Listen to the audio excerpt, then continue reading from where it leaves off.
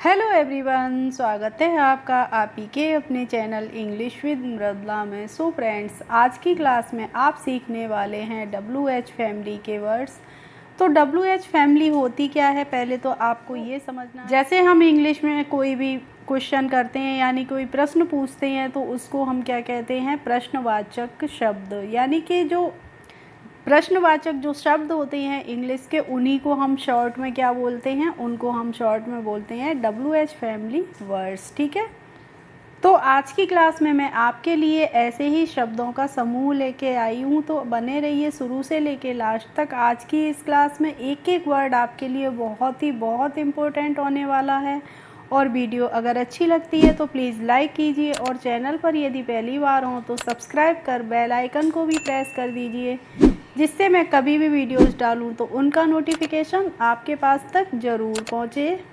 तो आज का हमारा फर्स्ट वर्ड है WHAT। तो फ्रेंड्स, आप WHAT होता है, इसको हम क्या पढ़ते हैं, इसको हम पढ़ते हैं वाट। अब देखिए यहाँ पे हमने पहले वा बनाया है आधा। क्यों बनाया है, क्योंकि W से क्या बनता है, W से बनता है वा।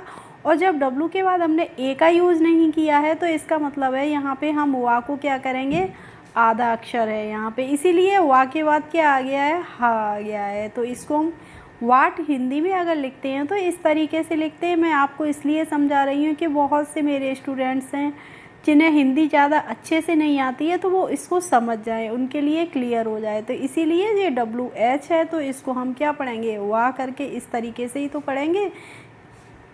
और वाट की हिंदी मीनिंग क्या होती है, क्या। और इसका यूज हम सेंटेंस में अगर करते हैं तो आपने किसी से पूछा है कि व्हाट इज़ योर नेम, तो इसका मतलब क्या होगा कि आपका नाम क्या है।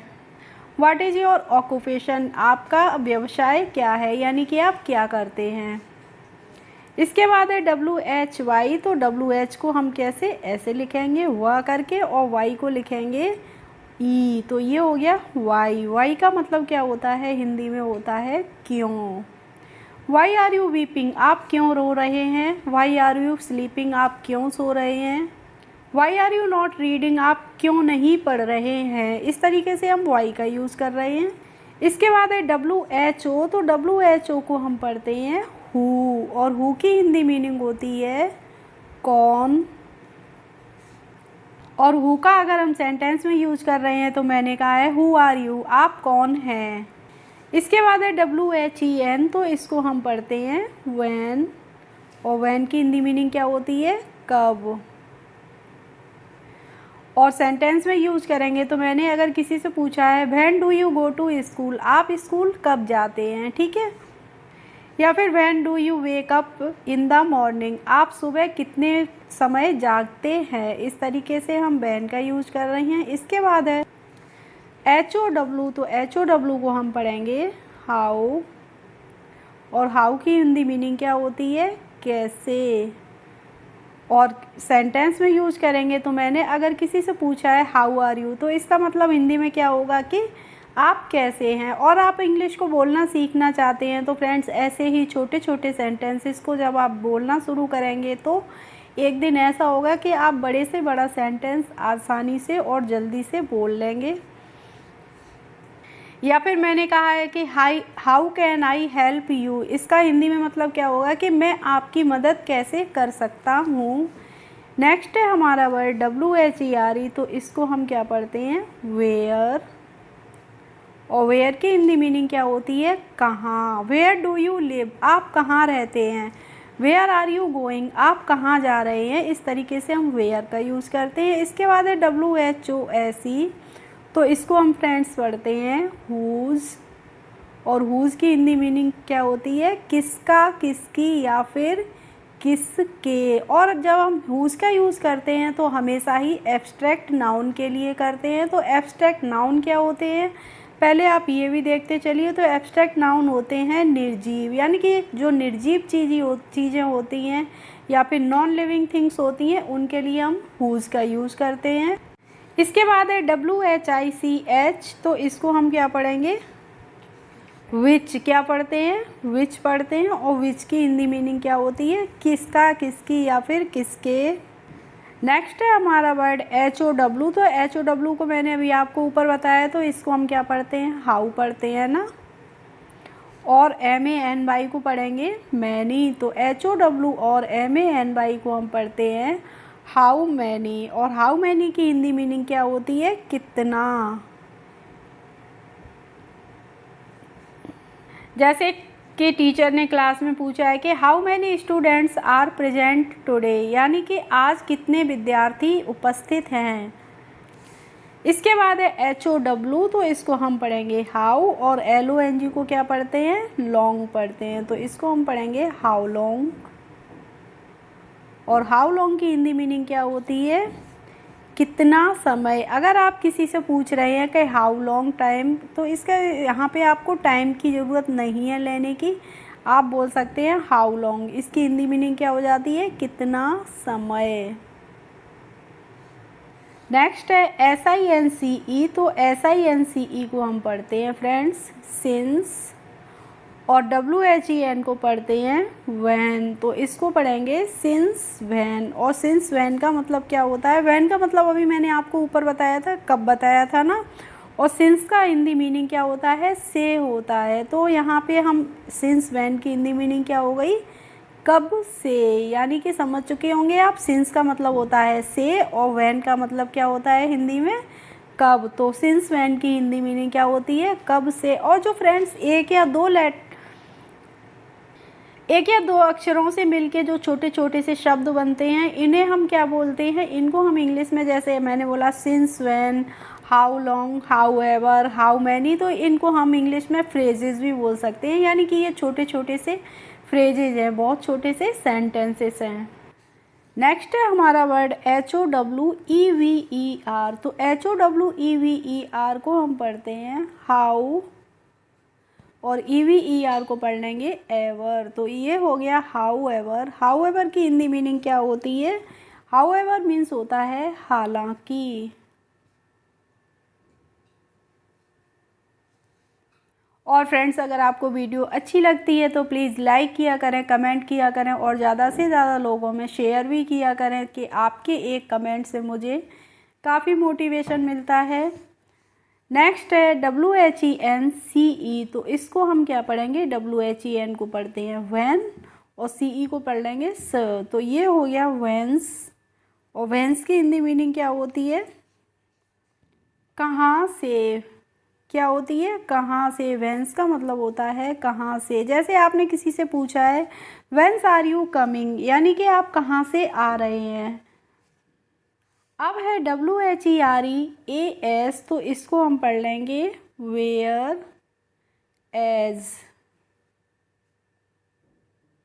और वेयर एज की हिंदी मीनिंग क्या होती है? जबकि। इसके बाद है WHEREVER। तो इसको हम क्या पढ़ते हैं?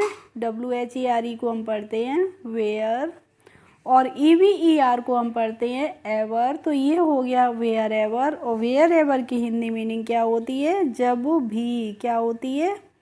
जब भी। यानी कि वेयर एज जब बोलता है कोई आपसे, तो इसका मतलब होता है जबकि। और वेयर एवर का मतलब होता है जब भी। नेक्स्ट है हमारा वर्ड WHY और NOT। तो WHY को हम वाई पढ़ते हैं और NOT को क्या पढ़ते हैं? नॉट पढ़ते हैं। तो अब देखिए फ्रेंड्स, मैं आपको वाई नॉट की हिंदी मीनिंग नहीं बता रही हूँ, तो आपको मुझे कमेंट बॉक्स में जाके कमेंट करके बताना है कि वाई नॉट की हिंदी क्या होती है। इसके बाद है BUT। तो इसको हम बुट नहीं पढ़ते हैं, बट पढ़ते हैं। और WHY को पढ़ते हैं वाई। तो इसको पढ़ लेंगे बट वाई।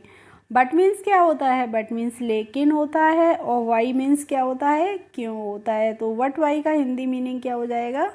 लेकिन क्यों। जैसे आपने किसी से पूछा है what why are you not going, लेकिन आप क्यों नहीं जा रहे हैं। अब है WHAT और NOW। तो WHAT को हमने पढ़ लिया वाट और NOW को हम पढ़ेंगे नाउ। तो इसको पढ़ेंगे हम वाट नाउ। और वाट नाउ का मतलब क्या होता है? नाउ मीन्स क्या होता है? अब होता है। और वाट की हिंदी मीनिंग क्या होती है? क्या होती है। तो हम इसका मतलब हो जाएगा अब। नाउ मीन्स हो गया अब और वाट की हो गई क्या। तो आप अब क्या, यानी कि वाट नाउ का हिंदी मीनिंग क्या होता है? अब क्या।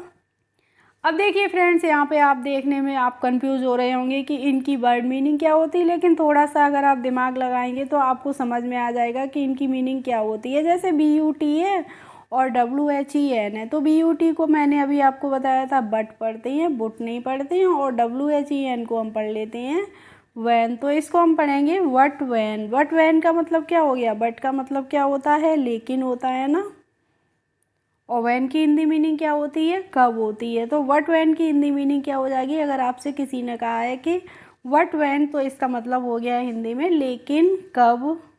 नेक्स्ट है FOR। तो FOR को हम पढ़ेंगे फॉर, और WHAT को पढ़ते हैं वाट, तो इसको हम पढ़ेंगे फॉर वाट। और फॉर वाट का हिंदी मीनिंग क्या होता है, किसके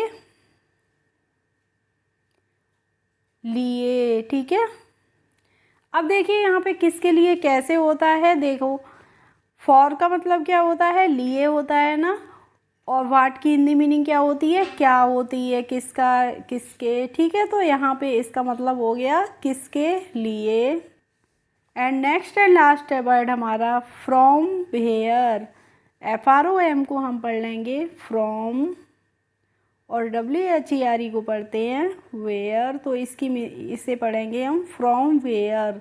और फ्रॉम का मतलब होता है से, और वेयर मीन्स क्या होता है, कहाँ होता है, तो हम इसको क्या पढ़ते हैं, इसकी हिंदी मीनिंग क्या हो जाता है, ये कहाँ से। समझ गए ना, वेयर मीन्स होता है कहाँ और फ्रॉम मीन्स होता है से। तो जब आपसे किसी ने कहा है फ्रॉम वेयर, तो इसका मतलब क्या हो गया, कहाँ से। जैसे आपसे किसी ने पूछा है कि from where are you coming, तो इसका मतलब क्या हो जाएगा कि आप कहाँ से आ रहे हैं, या फिर from where he is coming, वह कहाँ से आ रहा है। इस तरीके से हम फ्रॉम वेयर का यूज़ करते हैं सेंटेंसेस में।